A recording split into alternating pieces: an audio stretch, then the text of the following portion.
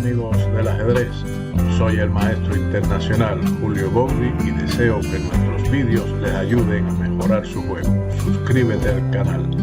Gracias. Hola amigos del ajedrez. Vamos a estudiar hoy un final de Fischer. Errores fatales de Bobby Fischer en un final de Torres. Todos los finales de Torres son tablas. No todos los finales de Torres son tablas, pero definitivamente tienen una gran tendencia al empate. Como testigo de esto, tenemos el encuentro de Bobby Fischer y Fredrik Olausson en el torneo de Portoroz, en el Internacional de Portoroz en 1958. En esa partida,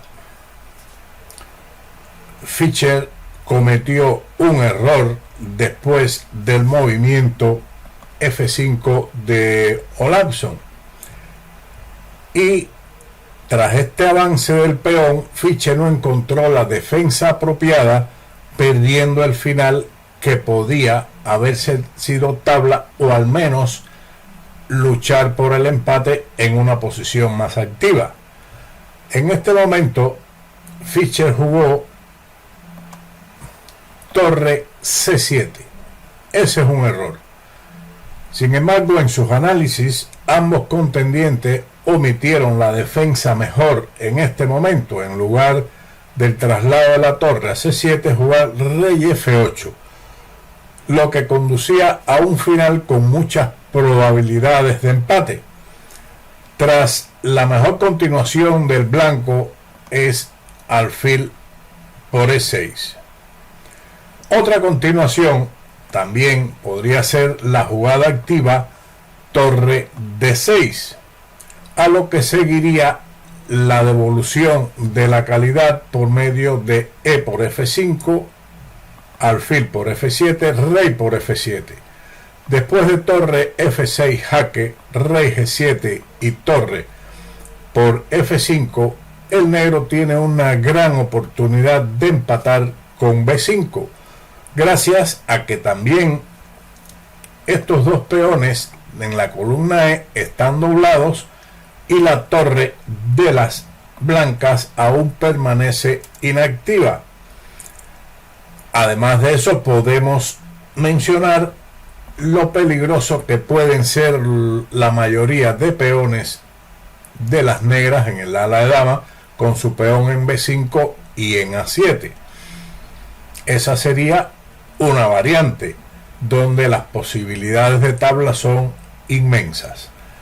Luego de alfil por E6, entonces aquí se devuelve igualmente la calidad con torre por E6, F por E6 y torre C7. Podría seguir ahora por parte de las blancas algún intento, por supuesto, torre F1 jaque. La continuación torre D7, que parece muy buena e interesante, le da muchas posibilidades a las negras de empatar con torre C7. Así que la otra alternativa que de esta línea o de esta subvariante torre F1 jaque sería respondido con rey E8, donde los peones de las blancas están triplicados y no representan mucha ventaja.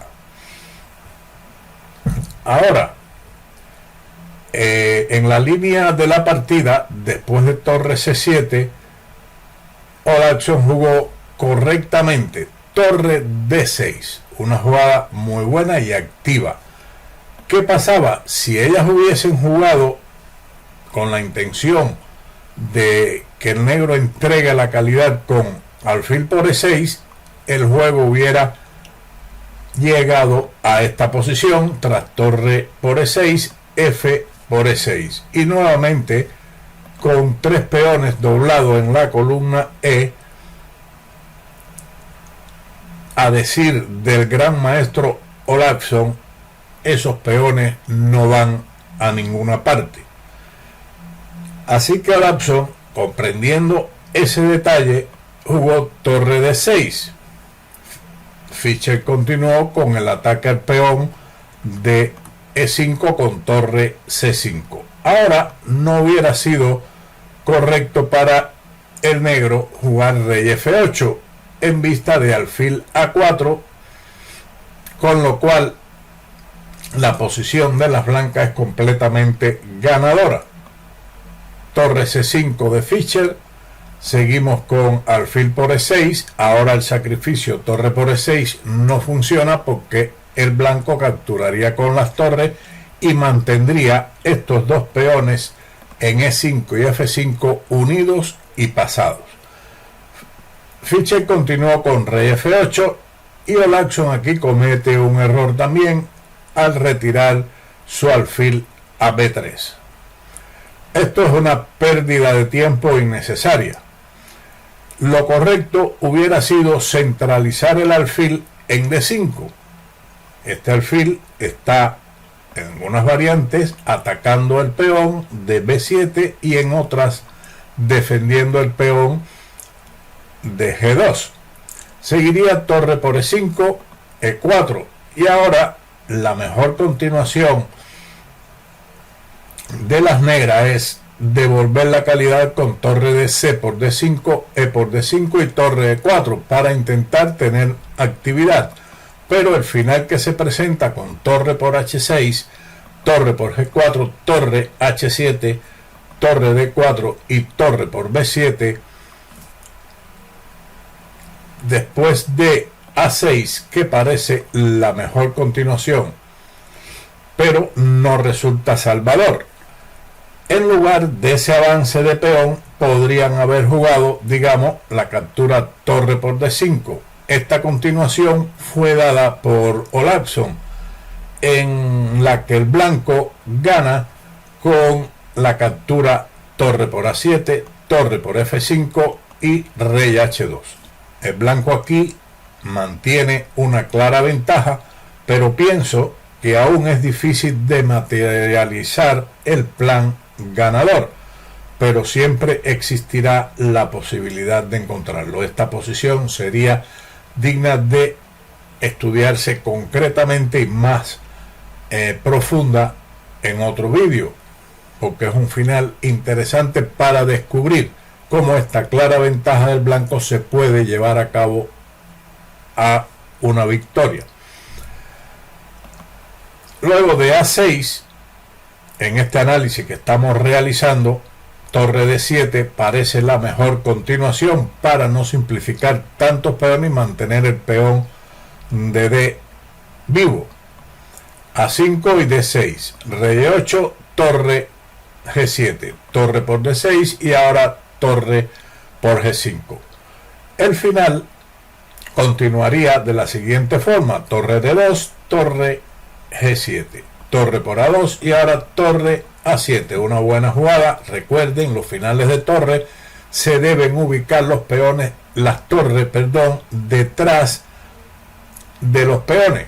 No importa si es peón propio o peón del adversario. En este caso, el blanco realiza muy bien esa jugada para dejar pasiva la torre de las negras en A2, defendiendo el peón de A5. Y después el avance del peón de G4, G5 y G6 decidirá la partida. Regresando a la partida, alfil B3, que es una pérdida de tiempo, no que eche a perder el final. Fischer continuó con torre por E5, torre por H6, torre por E3, torre G6 y torre 8 E4.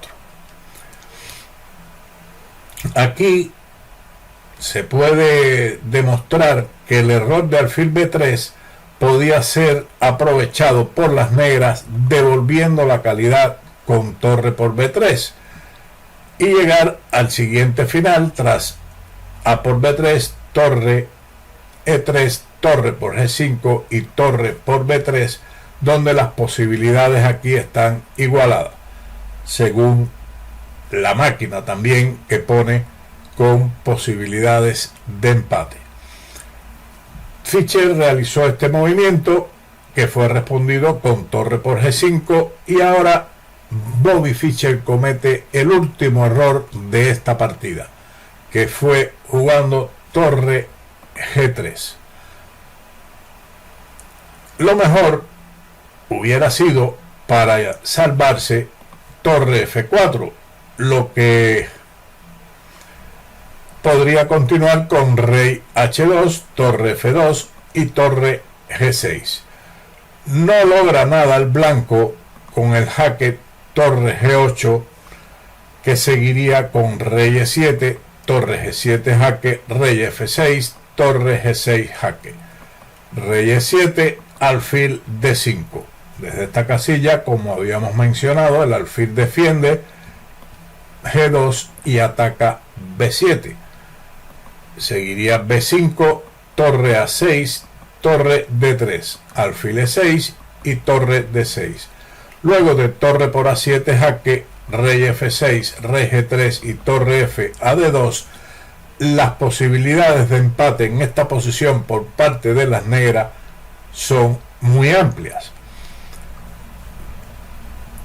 Regresando a la línea torre G6, en esta variante que estamos estudiando, seguiría rey E7, alfil D5 y B6, con lo cual el blanco solamente mantendría una ligera ventaja, pero las posibilidades de ganar son menores que lo elegido por Fischer en su partida al jugar torre G3, que fue respondido con torre G8, rey E7 y G5.